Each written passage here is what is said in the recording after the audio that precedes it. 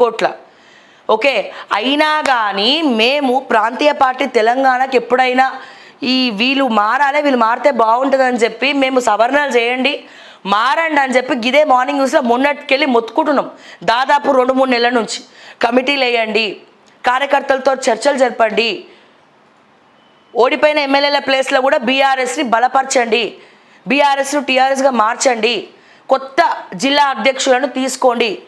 ఇవన్నీ కూడా చెప్పి చెప్పి చెప్పి చెప్పి చూసారు కదా, నాకు గొంతు నొప్పి, థ్రోట్ ఇన్ఫెక్షన్ తప్ప ఈడ వాళ్ళ మార్పు లేదు, ఏం లేదు. సో ఏంటంటే ఇక్కడ కేసీఆర్ కూడా ఇంత జరుగుతుంటే కేసీఆర్ ఏం మాట్లాడలేదు.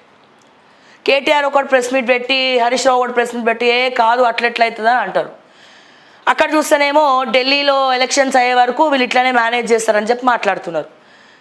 సో తెలంగాణ పరిస్థితి ఏంది? విలీనం అవ్వద్దని మనం అందరం కోరుకుంటున్నాం.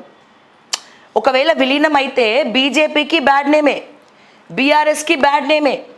ఇక్కడ బీజేపీ నాయకులు కూడా ఒప్పుకోవట్లే దాన్ని, వీళ్ళు జీర్ణం చేసుకుంటలేరు, డైజెస్ట్ చేసుకుంటలేరు ఈ వార్తని.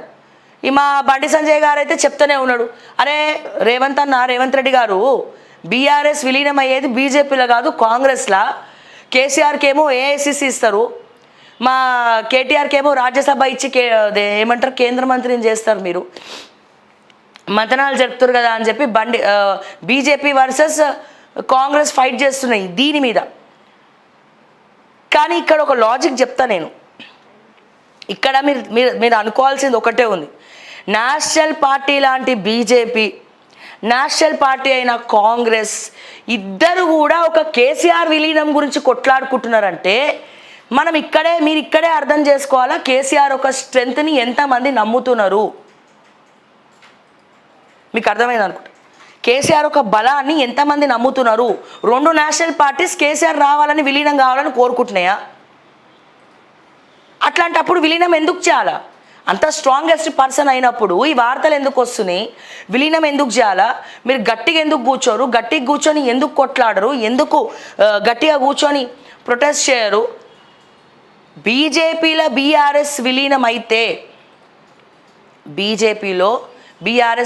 అయితే తెలంగాణ ప్రజలు జీవితంలో కేసీఆర్ని నమ్మరు, పొట్టు తిడతారు. నేను మళ్ళా చెప్తున్నా, తెలంగాణ రాష్ట్రం సాధించుకున్నాడు, దాన్ని సుసాధ్యం చేసిండ్రు ఎవరైనా ఉద్యమకారులతో పాటుగా కేసీఆర్ ఎట్లా కష్టపడ్డాడో, ఉద్యమకారులు కూడా ప్రాణత్యాగాలు చేసిరో దానికి అర్థం ఏముంది దానికి అర్థం? కానీ ఈ బీజేపీలో బీఆర్ఎస్ విలీనం అనేది బలాన్ని చేకూరుస్తుంది రోజు రోజుకి. నేను అనుకుంటున్నానే, నేను వాళ్ళతో ఛాలెంజ్ చేసిన కదా, కొంపదీసి నేను ఓడిపోతానా? నా ఛాలెంజ్ ఓడిపోతుందా? నేనేమో కేసీఆర్ ఒక ఫైటర్, గటువంటి డెసిషన్లు తీసుకోవడం చెప్పి నేను ఛాలెంజ్ చేసిన. కానీ ప్రతి ఒక్కరు దాని గురించి మాట్లాడుతూ ఉంటే నాకు వాళ్ళు ఏం చెప్పారు, ఢిల్లీ ఎలక్షన్స్ తర్వాత విలీనం అయిపోతుందని చెప్పారు. మళ్ళీ నిన్న మొన్న బ్రేకింగ్ న్యూస్ పెట్టి ఢిల్లీ ఎలక్షన్స్ తర్వాత విలీనం అయిపోతారు అంటే నేను నమ్ముతలేను. నిజంగానే అవుతుందా ఇది? ఒకవేళ అయితే ఎట్లుంటుంది? నిజంగానే అవుతుందేమో. ఎందుకు దీని బలాన్ని చేకూరుస్తుంది చెప్పండి? ఈ వార్త ఎందుకు ఇంత ట్రెండింగ్లో ఉంది, ఇంత బర్నింగ్లో ఉంది, ఎందుకు ఇంత బలాన్ని చేకూరుస్తుంది? ఎందుకంటే బీఆర్ఎస్ వాళ్ళు ప్రతిపక్ష పాత్ర చక్కగా పోషిస్తలేరు, లైట్ తీసుకుంటున్నారు ప్రతిదీ. కేసీఆర్ అయితే ఎవరిని కలుస్తలేడు, అపాయింట్మెంట్లు ట్రై చేసినా కలవాడు, కలుద్దామన్నా కలవరు. మరి ఇంకా ఎందుకు కలవరో, మరి ఏం చేస్తారో నాకు అర్థం అవ్వట్లేదు. అట్లాంటప్పుడు బీఆర్ఎస్ ఎల్పీ లీడర్గా కేసీఆర్ ఎందుకు ఉండాలి? వేరే వాళ్ళని హరీష్ రావునో కేటీఆర్నో చేయాలి. ఇంత రచ్చ జరుగుతుంటే కేసీఆర్ మాట్లాడతలేరు, దీన్ని ఒక ఖండిస్తలేరు, ప్రతిపక్ష పాత్ర బలంగా పోషిస్తలేరు. ఇప్పుడు నేనేమంటున్నా, ఇప్పుడు ఫర్ ఎగ్జాంపుల్ ఓకే టీవీ ఉందండి, దీంట్లో ఓకే టీవీ హెడ్ ఇప్పుడు ఫర్ ఎగ్జాంపుల్ నేను బలంగా స్ట్రాంగ్గా ఉంటేనే కదా నా ఎంప్లాయీస్ కూడా స్ట్రాంగ్గా పనిచేస్తారు. ఒకవేళ నేను బలంగా స్ట్రాంగ్గా ఉన్నా నా ఎంప్లాయీస్ పనిచేయలేదు అనుకోండి, వద్దురనైనా నువ్వు మారకపోతే ఇక నేను వేరే వాడిని పెట్టుకుంటా అంట నేను. లేకపోతే ఏమవుతుంది, ఓకే టీవీ భ్రష్టు పడుతుంది, లేకపోతే ఓకే టీవీ డ్యామేజ్ అవుతుంది. సో అట్లనే బీఆర్ఎస్ లీడర్స్ ఎవరైతే పైన ఉన్నటువంటి లీడర్స్ స్ట్రాంగ్గా ఉండకపోతే ఇక మీ క్యాడర్ ఎట్లా స్ట్రాంగ్ ఉంటుంది, ఎట్లా పనిచేస్తుంది, స్ట్రాంగ్గా ఎట్లా ప్రొటెస్ట్లు చేస్తుంది, ఎట్లా ప్రతిపక్ష పాత్ర అని చెప్పి ఇది చేసుకుంటుంది? ఎట్లా బలపడుతుంది తెలంగాణలో బీఆర్ఎస్ పార్టీ అని నేను అడుగుతున్నా. మీ క్యాడర్ పనిచేస్తుందా? మీ లీడర్లే స్ట్రాంగ్ లేకపోతే గ్రౌండ్ ఏం వర్క్ చేస్తుందండి? అయితే మీరు ఇన్ని రోజులు ఏం తప్పు చేసారు? లీడర్లు అన్నిటికీ లీడర్లే. ఏ ముచ్చట వచ్చినా అదే కేటీఆర్, ఏ హరీష్ రావే ప్రెస్ మీటు, ఇంకా వేరే లీడర్లు ఎవరు కూడా ప్రెస్ మీట్లు పెట్టారు.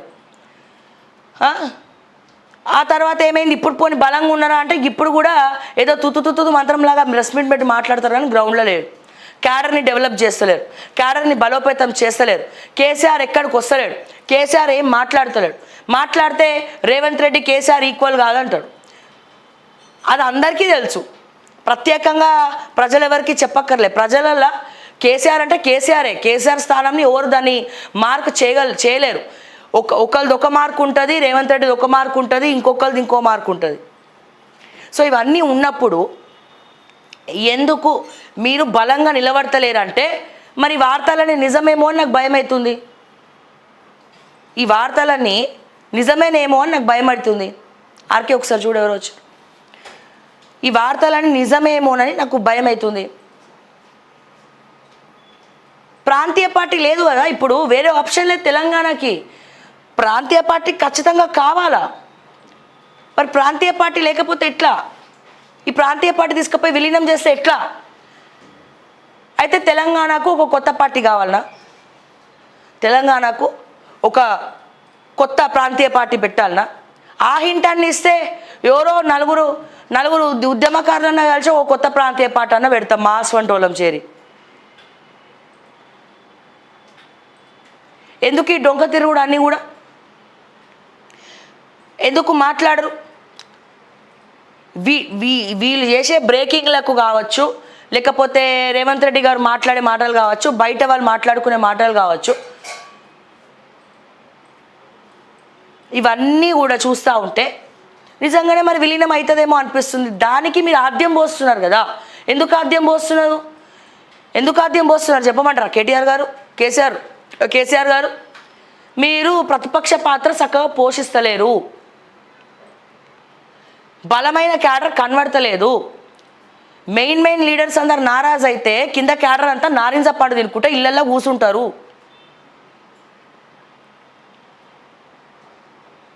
క్యాడర్ బలోపేతం కాదు అంటే మీరు లైట్ తీసుకున్నారు. మా పార్టీ ఏదైతే అదైందిలే, మాకెందుకులే లైట్, ఎట్లాగో మేము బీజేపీలో విలీనం అవుతాం కదా, నాకు కేంద్ర మంత్రి వస్తుంది, నేను ఢిల్లీలో చక్రం తిప్పుతా గిట్లా. మా నాన్నగారు కల్వకుంట్ల చంద్రశేఖరరావు గారు ఏదో ఒక రాష్ట్రానికి ఒక గవర్నర్కి ఇచ్చేస్తారు, అక్కడ ఒక ఫామ్ హౌస్ వీలైతే కట్టుకుంటూ అయిపోతుంది. ఇట్లా అనుకుంటున్నారా? ఏమనుకుంటున్నారు మీరు? అందుకని చెప్పే ప్రతిపక్ష పాత్ర మీరు పోషిస్తలేరా? అందుకే మా కేసీఆర్ మాట్లాడతలేరా? అందరు ఎక్స్పెక్టేషన్స్ కేసీఆర్ మీదనే ఉన్నాయి. బట్ ఎక్స్పెక్టేషన్స్ ఉన్నాయి కానీ ఆయన సైలెంట్గా ఉన్నాడు. ఇంకా ఎవరికి అపాయింట్మెంట్ లేరు, ఇంకా ఎవరిని కలవాడు, ఇంకా ఏం చేయరు.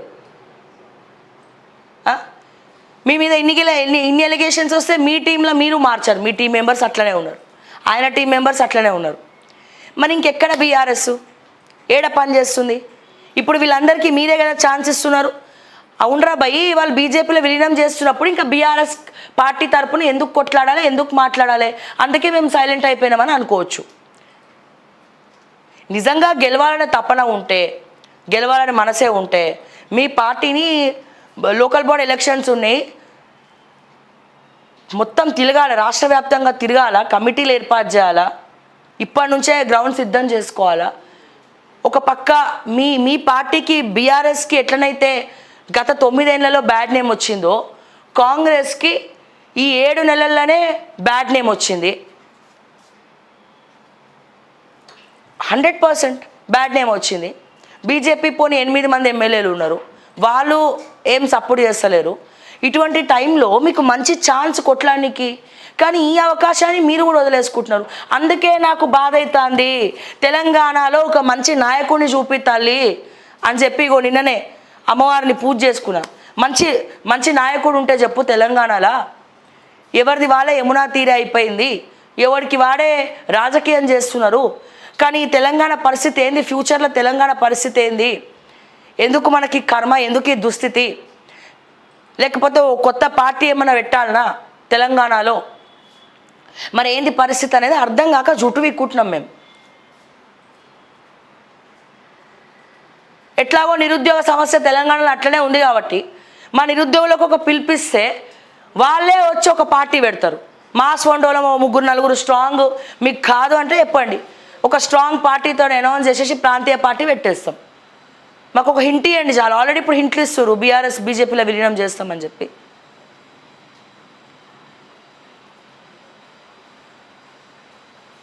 సో దయచేసి మాకు కూడా పదే నేను కూడా ఛాలెంజ్ పెట్టిన, కేసీఆర్ విలీనం చేయడు అని నేను నమ్ముతున్నా. ఎందుకంటే బీఆర్ఎస్తో మాకు వ్యక్తిగత కక్షలు లేవు, బీజేపీతో లేవు, కాంగ్రెస్తో లేవు.